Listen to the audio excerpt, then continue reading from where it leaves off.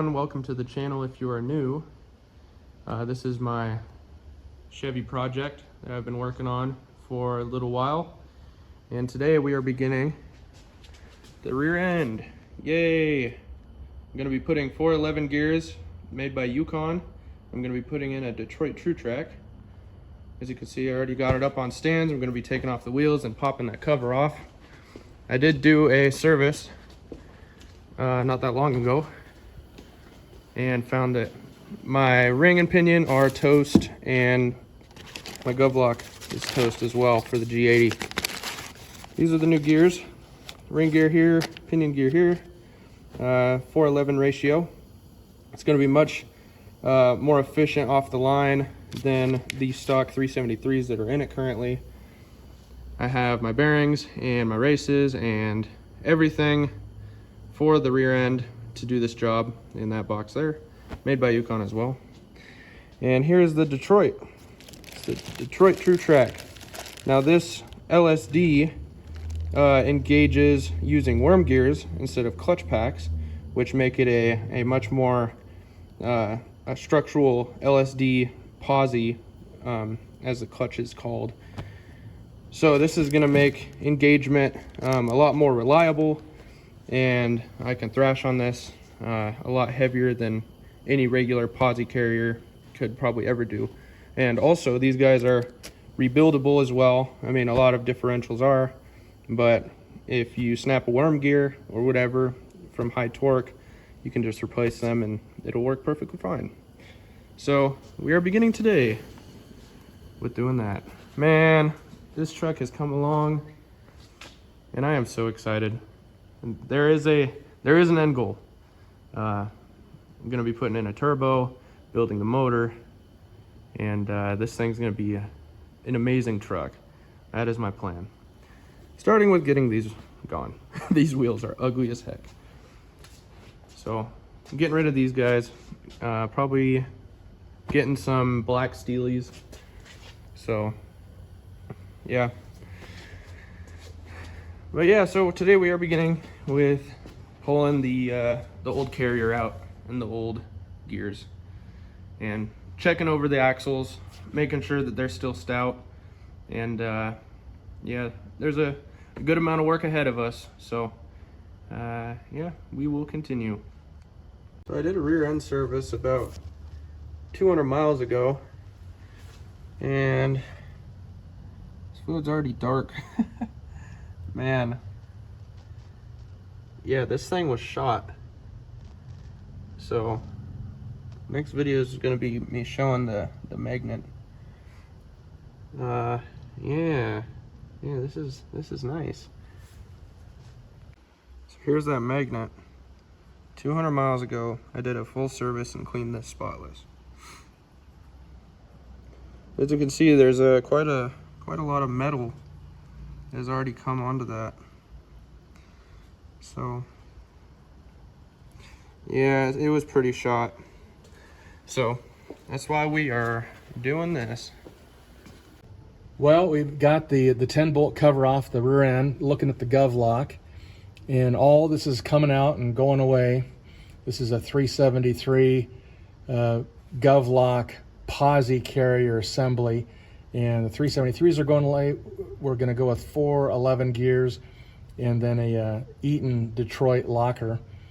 But looking at this gov lock, which is really common, the teeth are blown off the centrifugal gear. There's a little tiny gear on the end of this thing with a bunch of small teeth, and then it engages a little mini ring gear set of teeth on the driver's side part of the axle, and that'll pick up on wheel slippage. And the more wheel slippage, then this thing will spin and then lock, and then it'll push out against the clutches and then give it basically a pause attraction type function. But these gov locks are notorious for all the little teeth just blowing off that thing, and you can see in there that it's missing teeth. So if you have a gov lock in your 10 bolt rear end, then I would highly consider, when it comes time to either replace bearings or do a gear change, even if this is in great shape, just send it down the road and put in some sort of aftermarket posi carrier like a Yukon or a Eaton or a Auburn gear, something other than the GM G80s, because these things are just terrible. So we're going to start yarding this thing apart and get the axles out and start the cleanup process of this thing and get to it. So getting the bolt out for the cross pin was kind of a bit of a little problem. Some of you probably had this happen where the bolt head kind of rounds a bit, and a 6-point wrench does not want to work. So what I had ended up doing was took out the acetylene torch and I heated this whole area up really, really good and got this super hot to melt the Loctite from GM on the threads. And I should have done that to begin with, but this video is really more for kind of a what to do if you're doing your own rear end. Heat this area up. If this is going to be scrapped anyways because it's garbage, heat it up really good and it'll bust loose that Loctite, and then the bolt will come right out. And anyways, just learn from other people's little issues.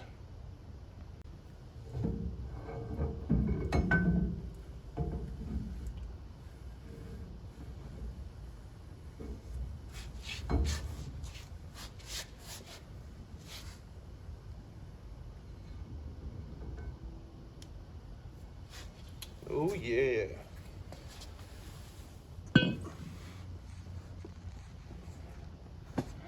How's she look? You got bearing ride wear or seal ride wear? Not too bad. Think it'll polish out? I think it will. Yeah. I think we're good. And then these are preloaded a little bit, so but that usually typically will come out without too much effort.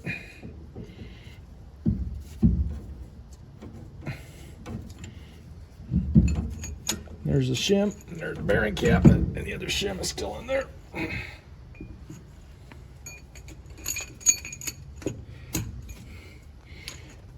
This is a factory GM shim. That'll be going away. And oh yeah, look at these nice bearings here. Holy mackerel! Let's wipe these. Let's wipe these babies up just a bit. Reuse friendly. You guys are seeing just like we are. We just took this baby out. Oh yeah, look at that bearing. Oh yeah, we could reuse that. Yeah, it's not too much metal and debris. That's wow. Jeez, criminy. No wonder this rear end was so noisy. Look at that. That's nuts.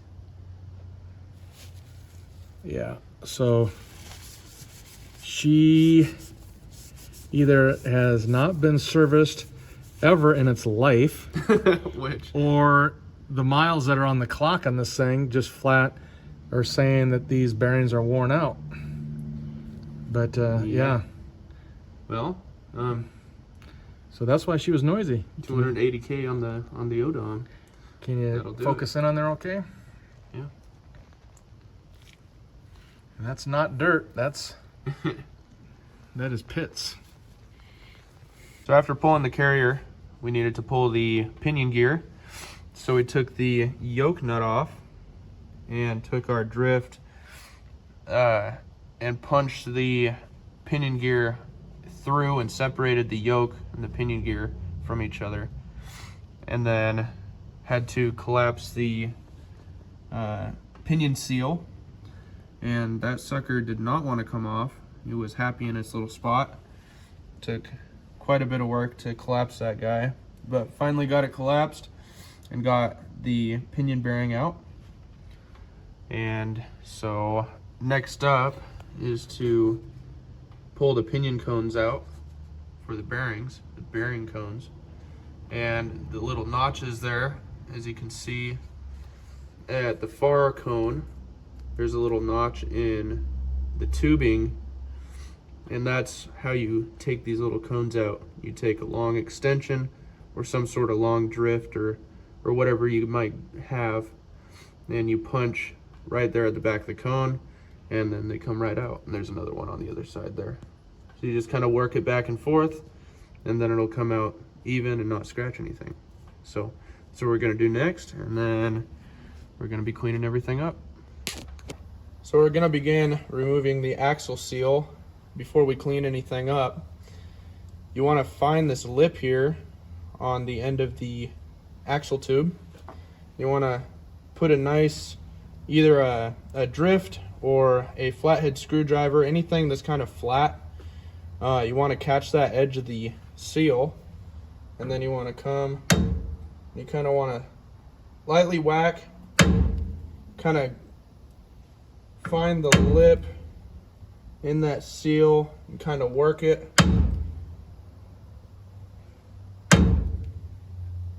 And then once you finally get the lip made, like as shown, you want to stick your screwdriver or whatever you're using in there, and you kind of want to start punching it down.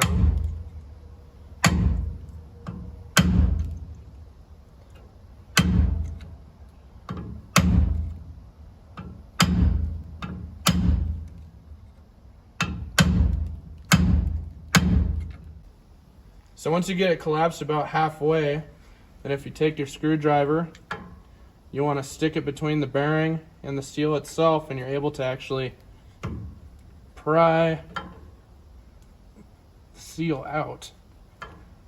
Sometimes it'll give you a little bit of grief, but you just want to work with it a bit.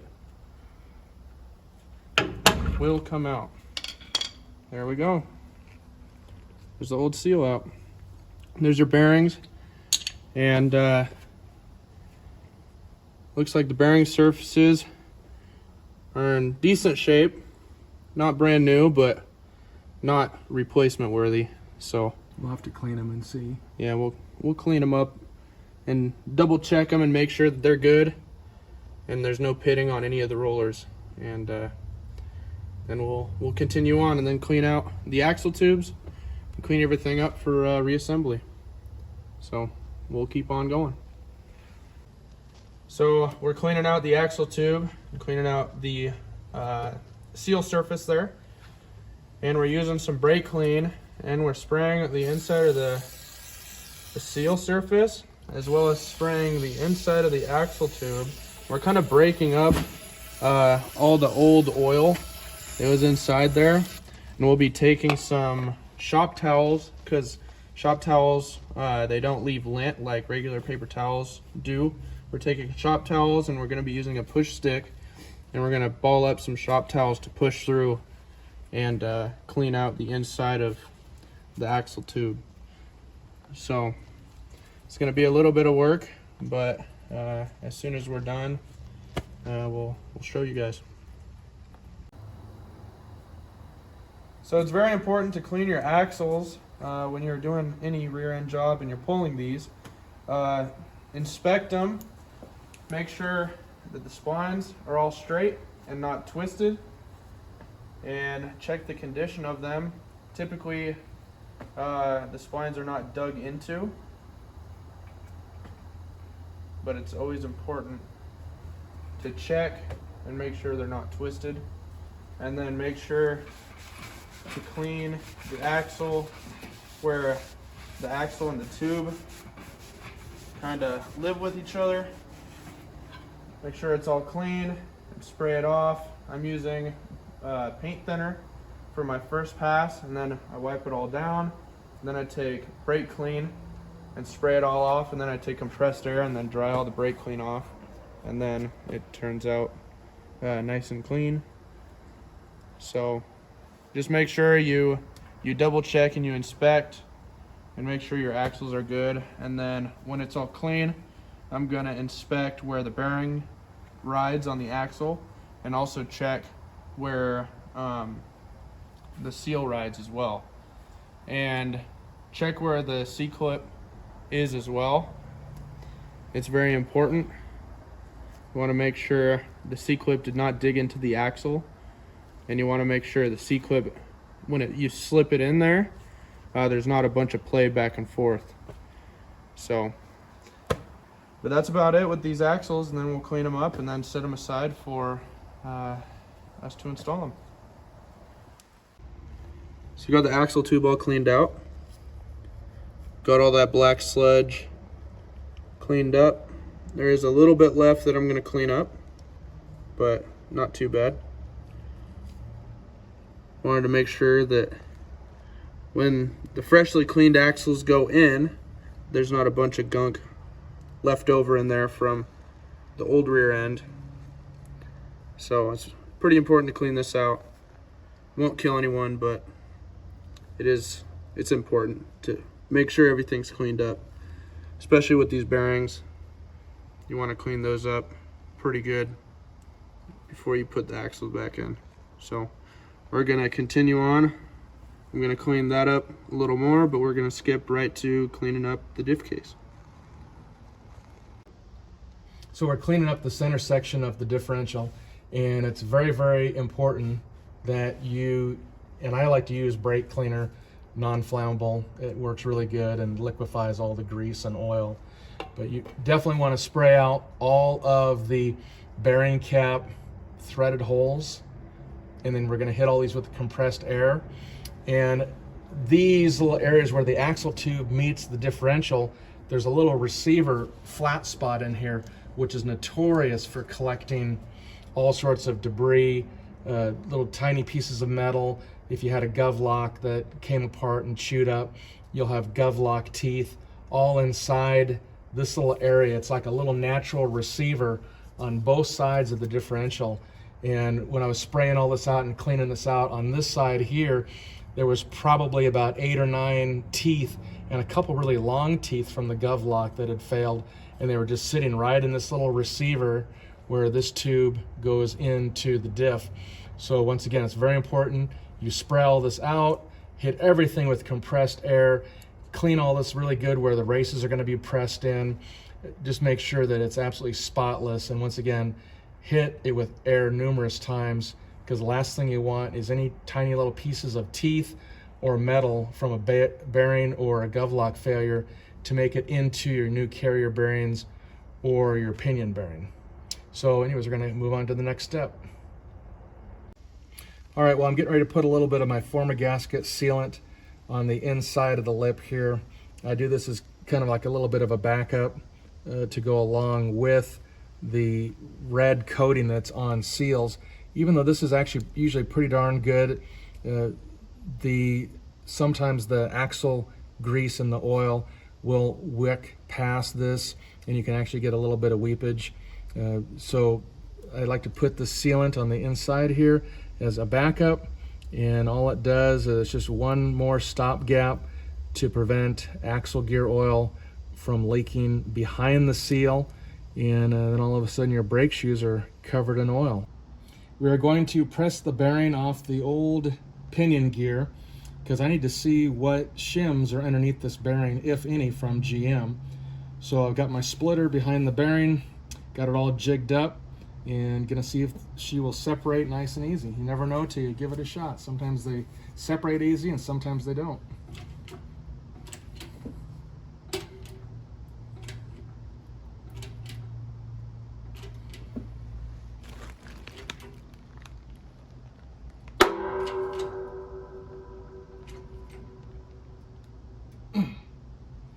Damn, that is on there.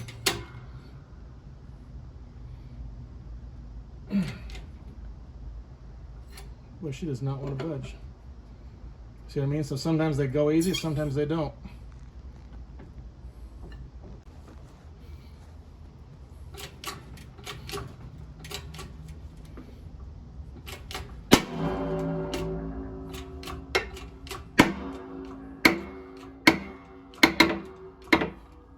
There we go. Finally. Whew. And she's out.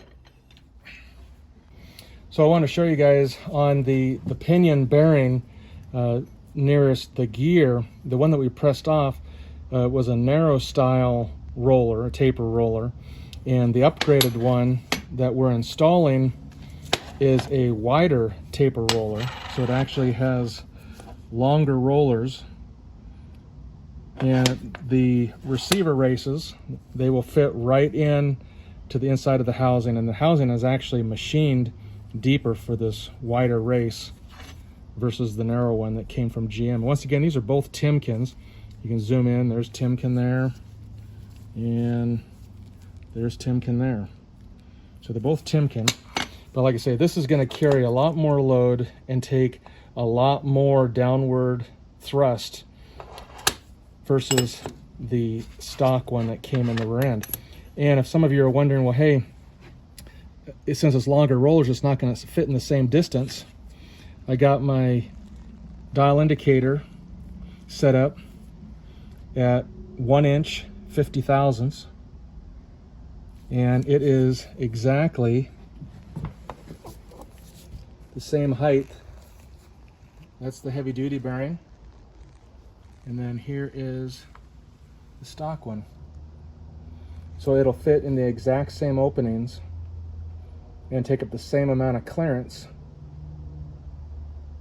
the new one versus the old one, and you're going to get more load carrying capacity. So I just wanted to show you that, and we're going to move on to some more steps. Oh, and by the way, there was a shim underneath this bearing that once we pressed it off, and here's the shim, and it's very, very vital that you have this as a reference. And we're going to put a new shim on top of our new gear and underneath this new bearing, but this gives us a reference of where we're at. So this is a 30 thousandth shim, so I'm going to put a brand new 30 thousandth shim underneath this bearing and the new gear, and use that as our pinion depth reference. And then we'll check our run out and our reading on the gear teeth and see if we need to add or subtract for the pinion depth. And anyways, just wanted to show you that, so we're going to move on. Okay, so prepped the new pinion gear. I took a little bit of 1200 grit wet and dry sandpaper, and I polished up where the bearing's going to press onto. It makes it a heck of a lot easier putting the bearing on. So just polished it up in a circular manner, and then put GL5 gear lube oil on it. Cleaned up the factory shim. So the factory shim is going to go right on like that. And then the new bearing is all cleaned up. Inner part of the race is all cleaned. Once again, put a little bit of GL5 gear oil on it. Get that coated in there real good. And then that's going to go on, and we're going to go ahead and press this together. We'll do it off camera, but with the finished result, it'll be all done. This is a little tool that I made a long time ago that slips over, and it'll engage just in the center section of this race, and it'll press it right down to the gear, and then that part's done.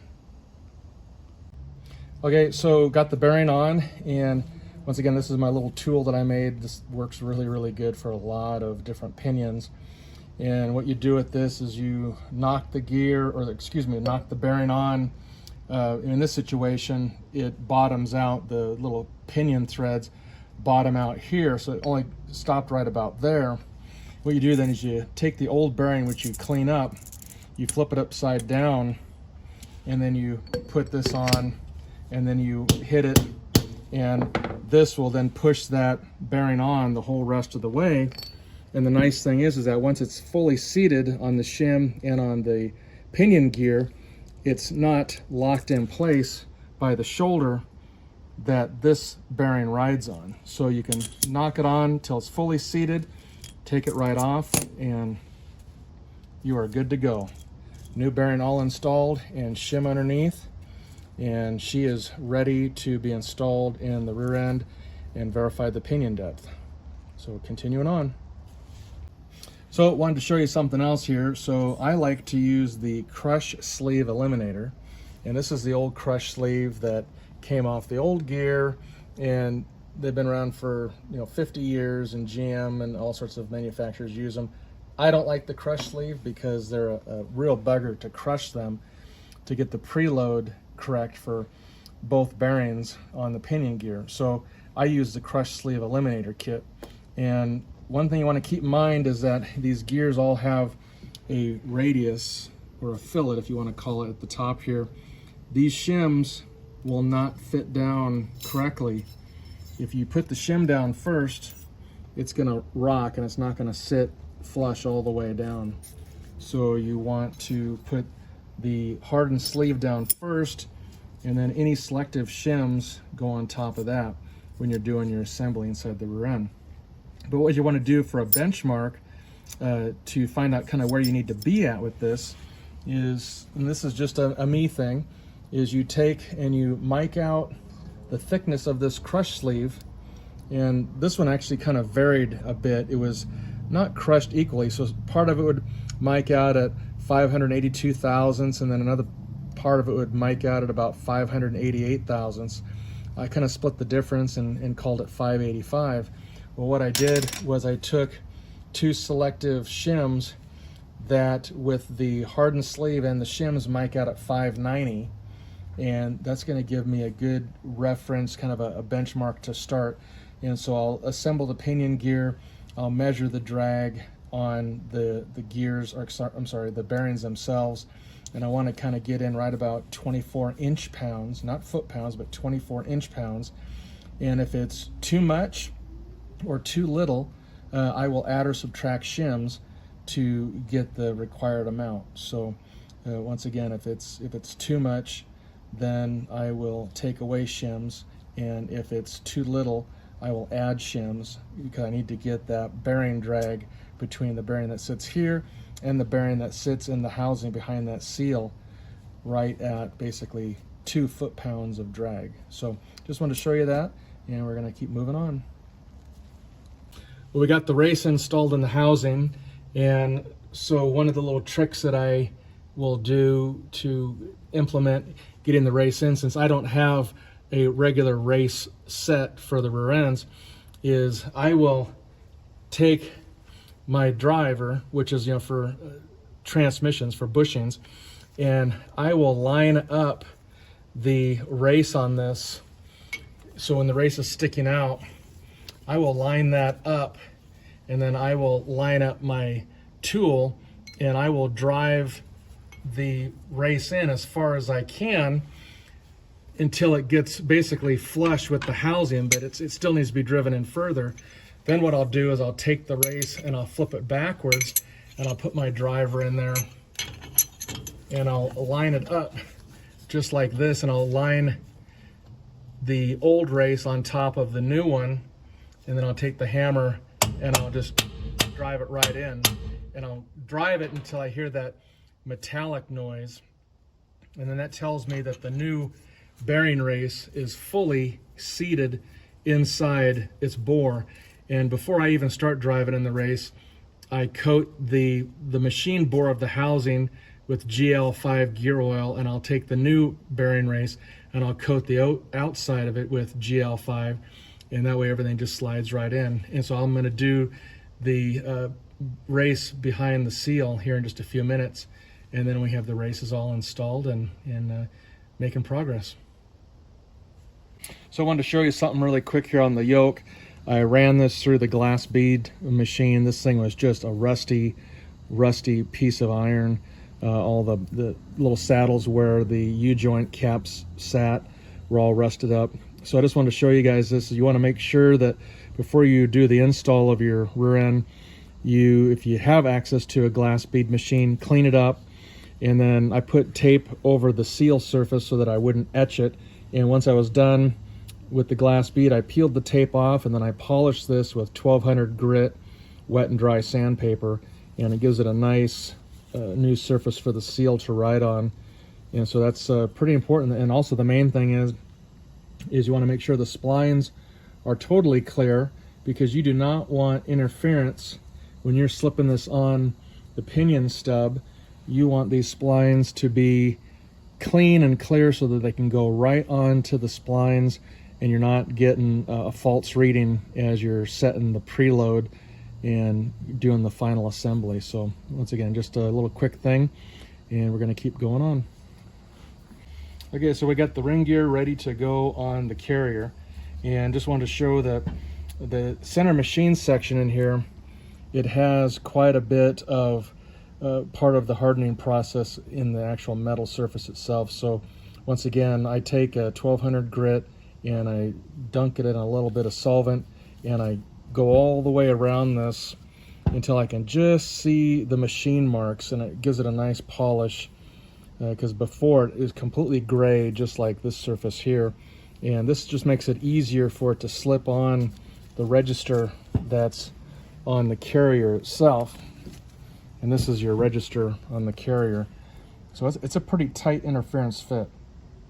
So you definitely don't want to have any kind of surface hardening that's getting in the way, because these go through an oven, and this is what gives the steel its temper. And so there's a little bit of imperfections in this surface when you unbox them and even after you clean them up. So you want to sand them down a bit, just make sure they're smooth, and then it's ready to go on, and we will move on to the next step.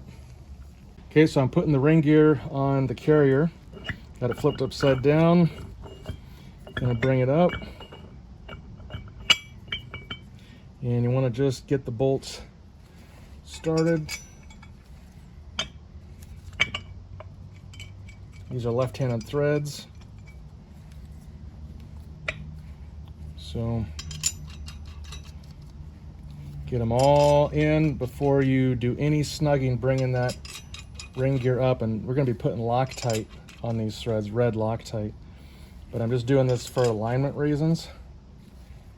And then once that's pulled in, I will take the bolts out and I will put on the red Loctite, and then we'll torque it to 65 foot-pounds. So just wanted to show you guys that, and I'm gonna keep moving on. Okay, so remember, these are left-handed threads, and I'm just gently pulling the ring gear up in kind of a crisscross pattern.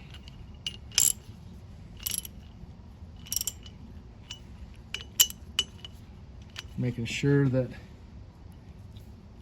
she's pulling up even. So I got to do this all the way around. And I put a little bit of GL5 at the bottom of the carrier and on that ring gear inside lip where I polished it to help with the bringing this ring gear up nice and even. You don't want to pull it together dry, because you'll have issues if it starts to gall and metal starts to exchange. You'll have a lot of problems. So anyways, just want to show you this, and then we're gonna film it once it's all on and torqued. Okay, so we got the ring gear all fully seated, and the bolts are just snugged down. The ring gear is fully seated against the carrier. That little line that you see right in there is just the machine bevel mark on the carrier. There's a bevel mark just exactly like this on the other side, and so it looks like there's a line like it's not seated, but it is. So the back of the ring gear is fully touching this. So I'm going to take all these bolts back out, put the red Loctite in, torque it to 65 foot-pounds, and then we're going to put the bearings on, and then this is ready to go out to the truck. So we got the ring gear all torqued with the red thread locker, 65 foot-pounds in a crisscross pattern all the way around. I used a big long breaker bar of mine to go in this opening, and I wrapped the end of it with one of my shop towels just so it wouldn't make any kind of score or scuff marks, which it didn't. It's totally fine inside. But we use that for leverage. As you can see, there's no damage. We use that as leverage. And so while that was being held, then I was able to torque it. So anyway, so that's all good to go. We're going to put the bearings on now. A little bit of GL5 lube on the carrier and GL5 lube on the inside of the bearing race. And then we're going to tap them in place with my bushing installer. And then this carrier then is ready to go out to the truck and ready to be installed fairly soon. So we're putting on the second bearing and get it all lubed up and driving her down.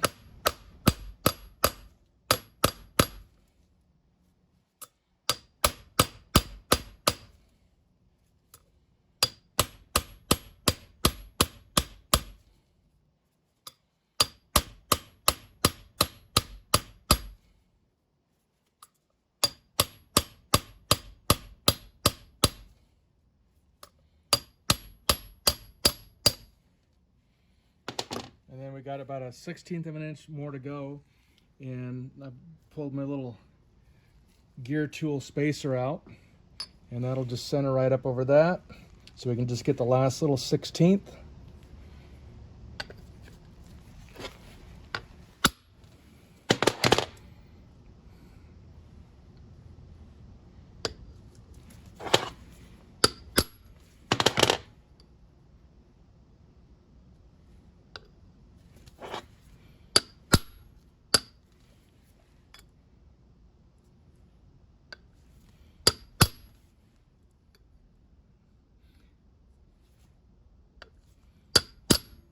She's down. Now some of you are going to make comments about, well, hey, why are you using a sun gear out of a 4L65E or a 4L60 or 700, whatever you want to call it? Well, sometimes you have to improvise, and this works really, really good on getting that last little 16th down of the bearing.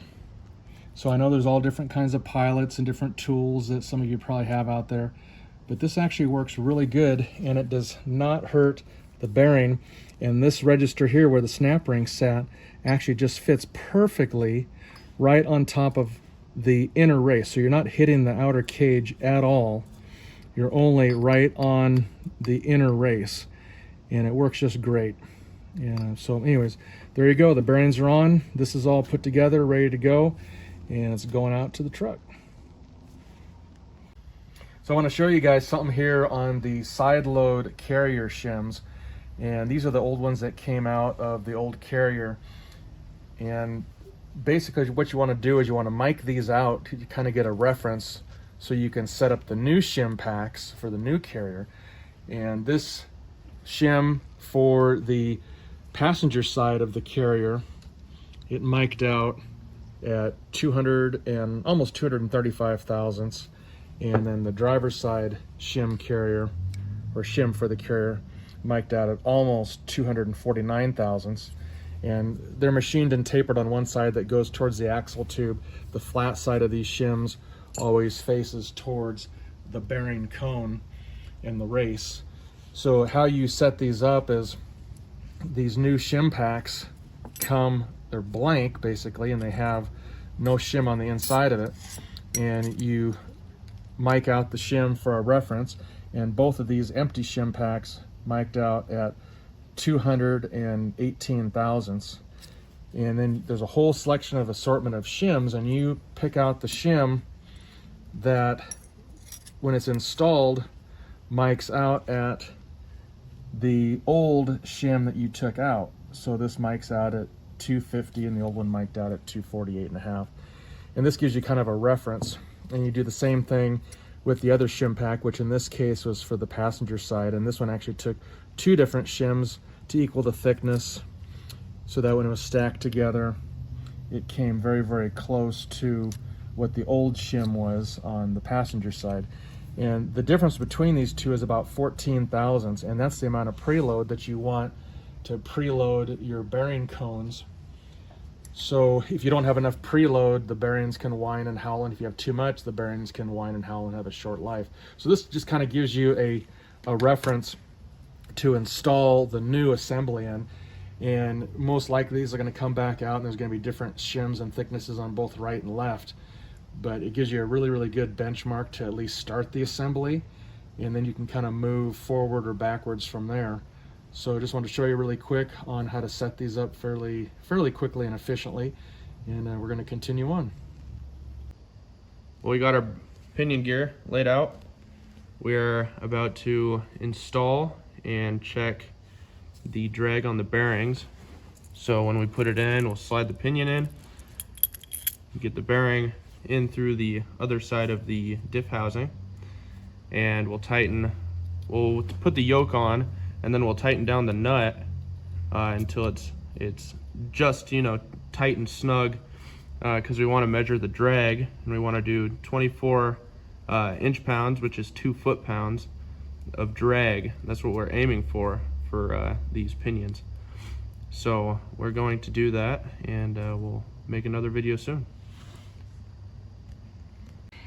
So we got the pinion and the yoke dummied up and installed. There's no seal inside the rear end housing, and the bearings are dry, but we're just measuring pinion drag to see if the selective shims that we installed, because we used the crush sleeve eliminator kit in this, and it actually took us 4 different tries to get the drag where we want it. When we first set it up, it was way too loose, and then we subtracted a little bit of shim, and then a little bit tighter, and then subtracted it again. And anyway, so we had to disassemble this 4 times. So this is the 5th time we put it together.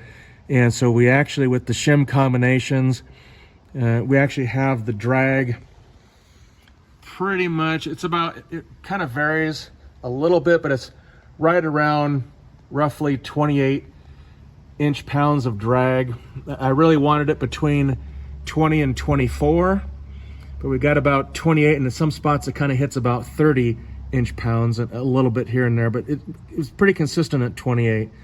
So the bearings will loosen up once they get some miles on them. And plus, when we do the final assembly, we got to take this off one more time. We're going to put lubrication oil on the bearings, and then we got to put the seal in, and then we'll put the pinion back in, and the pinion yoke, and then torque the nut down to 100 foot-pounds.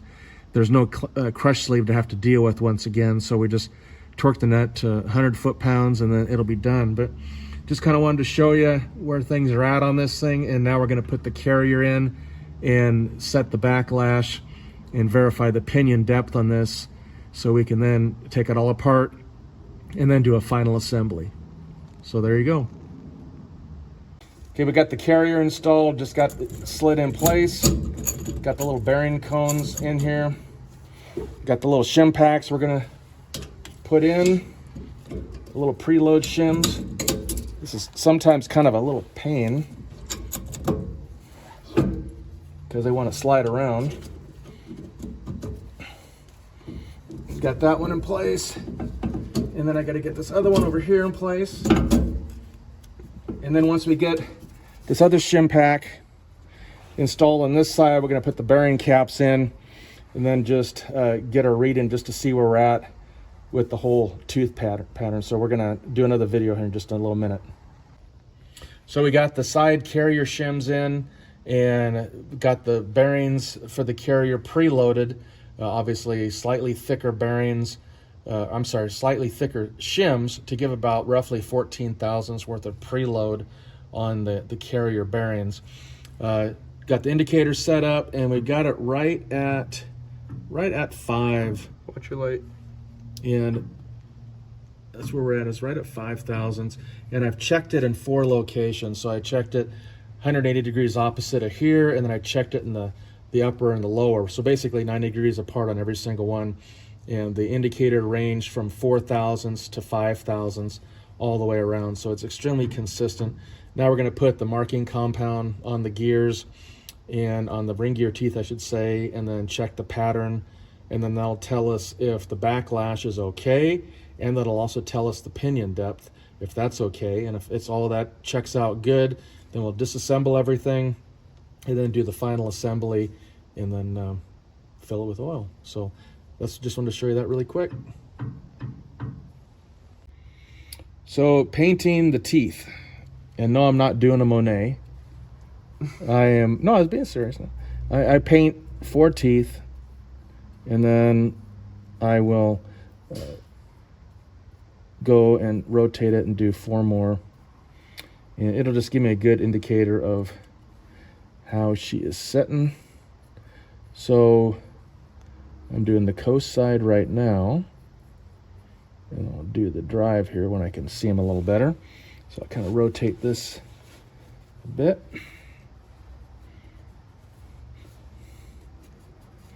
Get the yellow off my hand so I'm not smearing it all over the place. And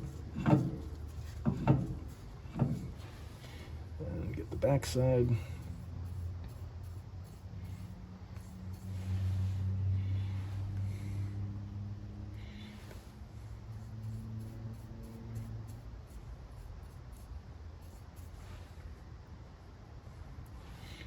And then I'll rotate this thing and give it some hand drag to kind of simulate a little load. And then check and see where the pattern is. So, and if I kind of am like, that pattern is like, then I'll do it 180 degrees opposite also. But usually this is a pretty good indicator for me anyways, that what I'm seeing here is how the whole pattern's going to be. So anyways, we will continue on. So rotating the rear end, and going to be giving her a little bit of hand drag. I'm holding on, I'm kind of pulling back on the ring gear as I'm rotating this. And then when I see the yellow show up down here, then I'll reverse rotation it. Yep, it's right there. Oh, nice.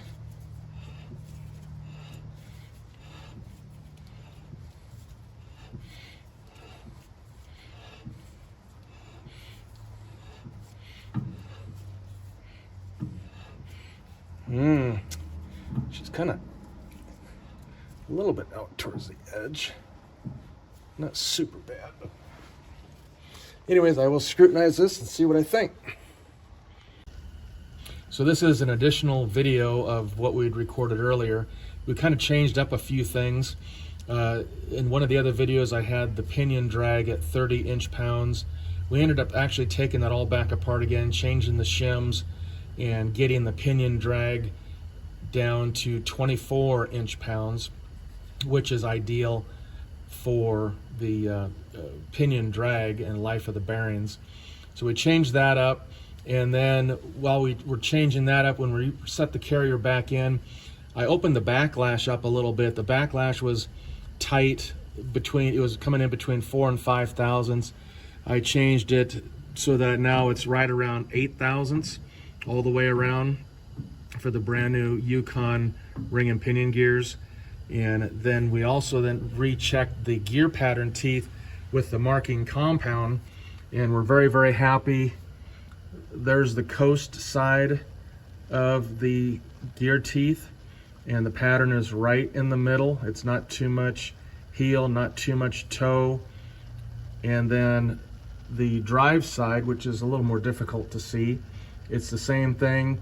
The pattern is not too much heel, not too much toe, not too much flank, and not too much top. It's right in the middle of the drive side of the teeth. So with the backlash set at 8 thousandths, the pinion drag set at 24 inch-pounds, and that's without a seal in it. Once we put the seal in, the drag would go up a little bit more. But we've got all the clearances all reset, and we're happy with the overall setup. Now we're going to disassemble, final clean everything, get the yellow marking off, and then get it set up for the final assembly. Also wanted to show you, now that we got the carrier back out, the patterning on the pinion gear with the yellow marking compound has shown up at witness marks in the center of each tooth. So it's not too far at the heel, not too far at the toe. It's not too far at the flank or too much in the top of the tooth. It's actually right in the middle of the tooth, which is right where you want it to be for the actual pinion gear itself. Not that that's really what you pay too much attention to when you're checking patterning, but this kind of shows that our overall pinion depth and the amount of backlash we have for the ring and pinion gear is showing that the contact part of the pinion gear is right in the middle of the tooth. So just wanted to show you the one more thing, and we're going to keep going. Well, we got the rear end all cleaned up and all back together. The pinion seal is installed. All the bearings are all lubricated with GL5. Verified the pinion drag with the seal is 30 inch-pounds. The little bearing caps are torqued to 60 foot-pounds. Everything's, once again, all lubricated, cleaned up, ready to go. Double checked our spec figure after a reassembly on the backlash, and she comes in right at 7 thousandths. I don't know if it'll show up on the camera or not, but it's right at 7. We checked it in 4 locations, and it's very consistent at 7 thousandths in all 4 sections. So we are going to put the axles in and put the clips in, and fill this thing with fluid very, very soon. So we've got one axle already installed, C-clips in place. We just slipped in the other axle, and we're going to put the C-clip in, and these are brand new AC Delco clips. They're flat one side and rolled the other. I always like to put the flat side in towards the gear, so that way it has a nice flat surface, where this U-shaped C-clip rides. because there's a flat machine surface on the gear assembly, and it's just something that I like to do. So that gets slipped in, and then we put the spacer in between the two axles, and then the little housing plug, and then the large C-clip, and then this part's all done. So anyways, just wanted to show you guys that, and we're gonna keep going. So the plug that spaces the two axles apart is installed, and we tested both axles, tried to push it in. There's probably about maybe 30 thousandths worth of back and forth play on each axle, so that spacer is doing its job. And then this little plug goes in to the differential housing, and then that holds the spacer in place. And then this snap ring goes in, and that goes into that groove. And you want to have the orientation, the open end, away from the ring gear, and that's per the instructions. So there you go. Okay, we got the plug installed, got the snap ring installed, got it oriented correctly. She is all 100% done. Cover is ready to go on and fill her full of fluid, and then give her a test drive. So that is it for right now. So we're gonna pop the rear end cover off. We've got about approximately 600 miles now on this new ring and pinion and true track set that we put in. Believe it or not, time flies. We're gonna pop this cover off and look at the gear pattern, look at the oil, look at the magnet, and then we're gonna put fresh, actually heavier weight 90-140 in, because it's kind of more of a heavier, thicker gear oil for racing type applications. And anyway, so we're gonna pop this thing off. We're all gonna see together, see how everything's worn and how it all looks.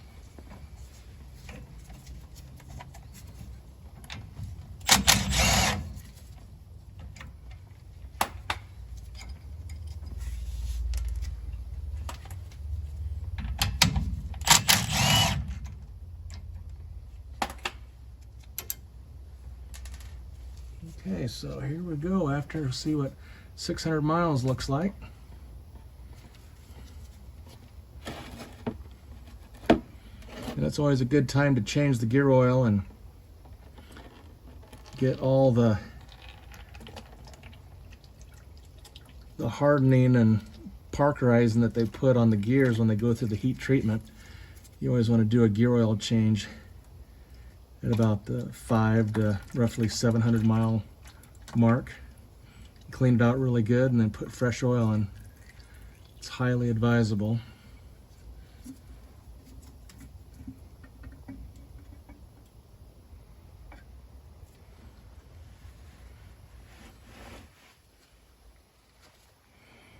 Magnet looks clear. Teeny, tiny, tiny, tiny bit of just wear metal as everything's breaking in. So at least the magnet's not loaded. That would be not good. So she looks normal there. And I'm gonna flip around here and look at the gear from the other angle.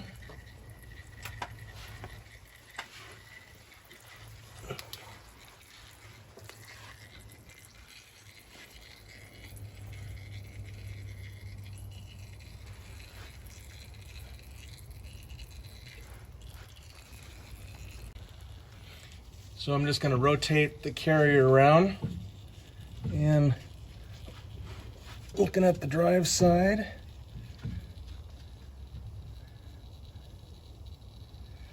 You can see the patterning of it, at least I can from this angle. The patterning of the tooth, it's right in the middle of the tooth, but a little bit towards the top.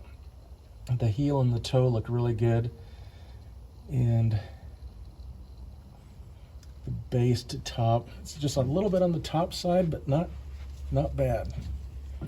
So I'll be spraying this out with brake cleaner and getting all of this fine metal and contaminated oil out before we refill.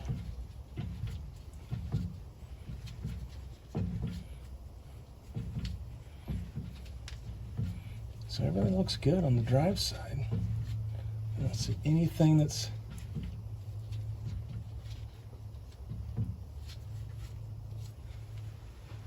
and then I'll be looking at the coast side, but I gotta look at that from a different angle.